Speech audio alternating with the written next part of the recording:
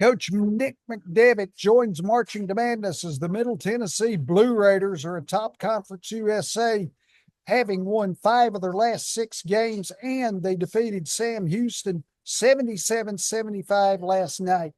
Throughout the season, Middle Tennessee has limited opponents to only 22 three-point field goal attempts per game, and they made just 6 on average.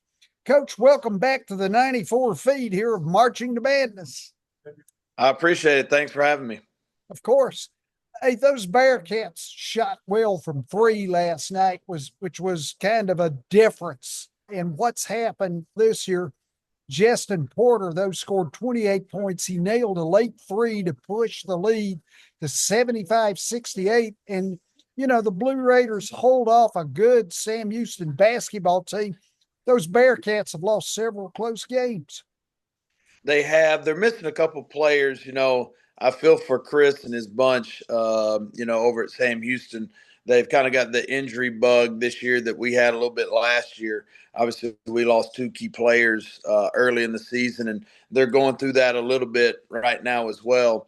But with that said, they still got 2 really, really good players in Lamar Wilkerson and Hoofner, 2 guys that can really shoot the ball. They shoot 39% from 3 as a team. And so they really put a lot of pressure on you to be able to defend the 3-point line. And when you've got a really good guard like Boykin and lob threats with their bigs, it just puts pressure on your ball screen coverage and pressure to get out to the 3-point line. And they've got a good ball club. There are some leagues around the country that the teams towards the bottom of the league just aren't very good. It just kind of is what it is. This isn't that's not the case this year in Conference USA. You look at those guys at Sam Houston and FIU right now towards the bottom, and those are good ball clubs. JB's doing a really good job with his group at FIU, and there aren't easy nights, particularly on the road. So I was really proud of our team and the way we were able to get a road win over at Sam Houston. We mentioned Jestin scoring 28 points. He shoots 38.3% from 3 on the season. A very tough matchup. Yeah, well, because of his speed, when you get up a little too close to him, he's got the burst to get by you. And when you give him space, he can make shots from deep, and he's got a pretty quick trigger to get it off. So he's a dynamic scorer for us, a big part of why we've been successful, a big part of what we do.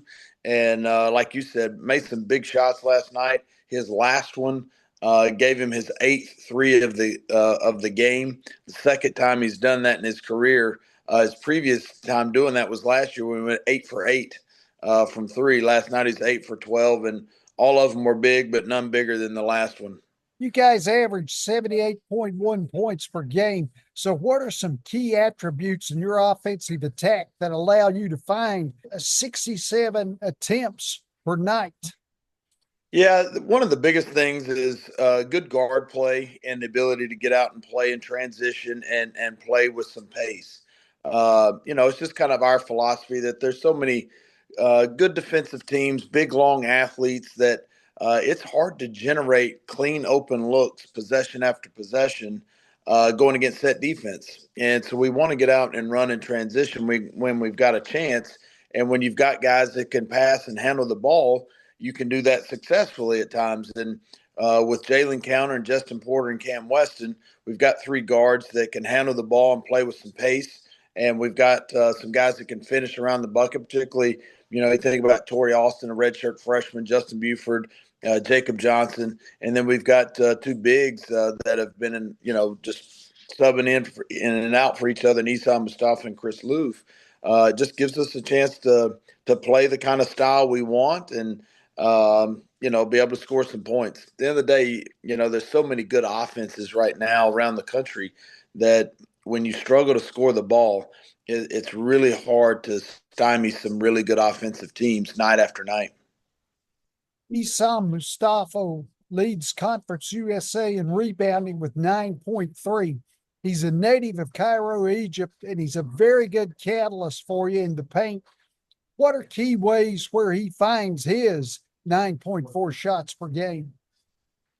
The biggest thing that he brings to the table is the way he rebounds the ball, and some of the way he creates his own is the ability to rebound the ball. You know, offensive rebounds off others, but some of that's off his own missed shots. He's clever around the bucket too. He's just got multiple ways that he finishes. The little scoop shots, little kind of awkward hook shots at times. It's a little unorthodox, but for an opposing defensive player, all of a sudden a guy shooting a shot in a rhythm that you're unaccustomed to, and so a guy that's not necessarily 7 feet tall or an explosive vertical athlete is able to get shots off versus really good defensive players. From your coaching philosophy, how do you start to learn your players and how their personalities can join each other, to further the team and further the program and, of course, further them as players? Yeah, that's one of the things you try to identify in the recruiting process is the kind of personality that you're getting. Obviously, the first and foremost is the player. You know, you've got to identify team needs. Do we need speed, size, shooting, passing, rebounding? What is it that we need from this young man at this position? And once you've identified that, okay, does this guy, what he brings to the table, really mesh with what we've got going? And that was one thing that we thought about all of the transfers that we brought in worked really well, but that Essam and Jalen Counter particularly were two guys that played a lot of minutes, had college success. You know, Jalen was the leading minute guy, leading scorer, leading shot taker, assist, turnover, everything at IUPUI, now IU Indy. And, you look at the success that Essam had at Coastal Carolina before he transferred to TCU. You got to make sure that those guys aren't so headstrong and demonstrative and, me guys that all of a sudden you can bring some new energy into your program and new talent and that sort of stuff, but it doesn't really help.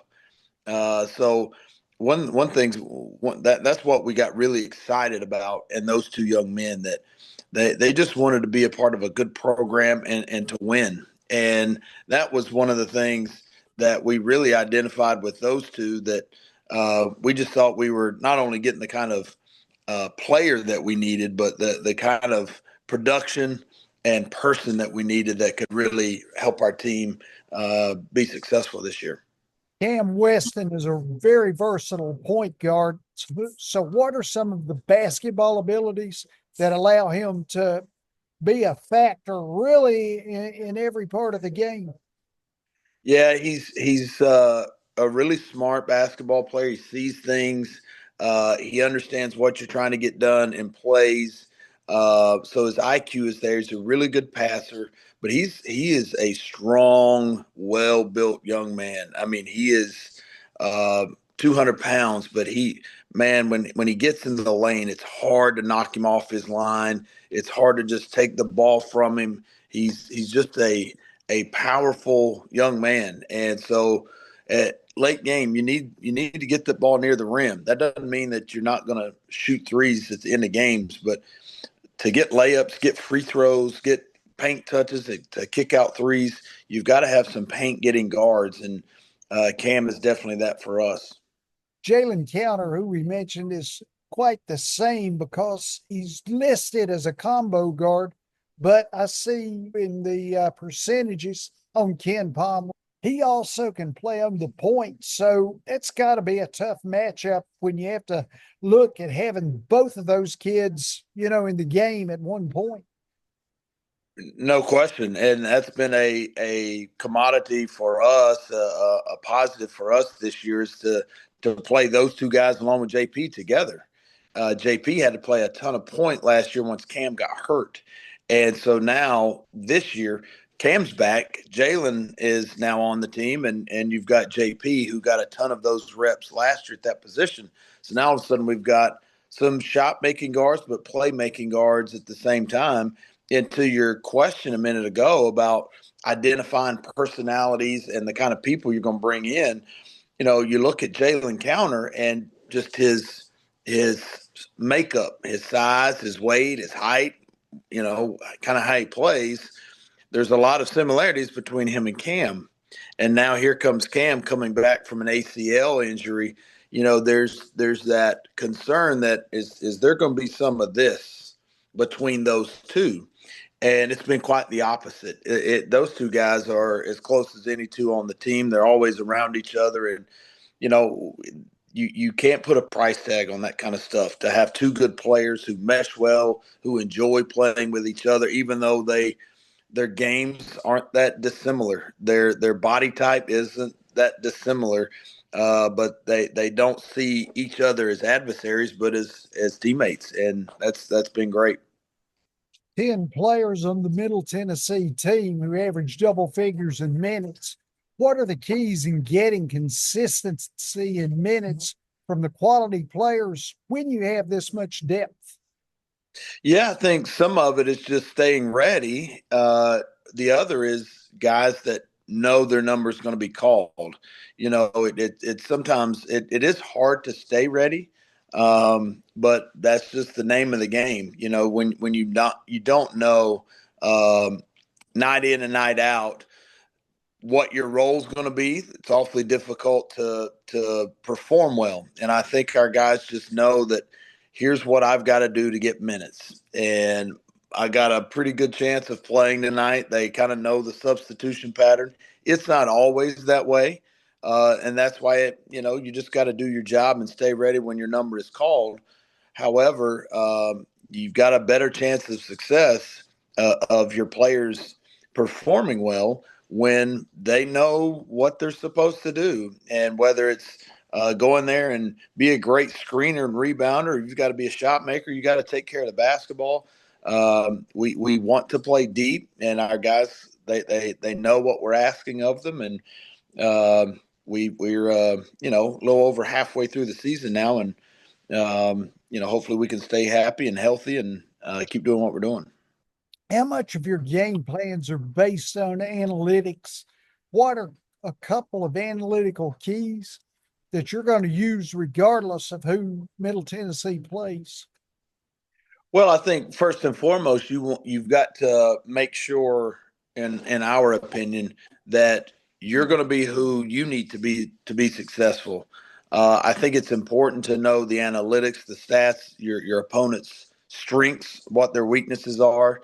But all of a sudden, you don't want to become something that you're not, to try to take advantage of your opponent's weaknesses. There are teams that, where they may be weak defensively, is an area that some people can really take advantage of that. Other teams can, but maybe that's not how we're built. And if we're trying to jam it in that area, then we're going away from what's made us good. And so I think it's important to know where other teams are susceptible, where you can score on them, how you can take advantage of them on your defensive end of the floor. But I think you got to be careful not to not stay true to you. And so that's first and foremost what we talk about is, here's what we do, and let's do this a little bit more in this game, because this is where they're not maybe quite as strong. So yes, we do look at the analytics. We have an analytics company that we use that helps us with that. Not only going over an opponent, but also looking at ourselves. Are there things that we thought we knew that maybe we're missing? Are there things that are kind of down in the weeds that we haven't quite taken a look at, that maybe some numbers and some analytics can bring some light to? Coach Nick McDevitt, his Blue Raiders have an intense level of sword play right now that's keeping them up in that first place there in the Conference USA. Coach, it's always great talking to you, and good luck this season. Thank you very much. Thanks for having me.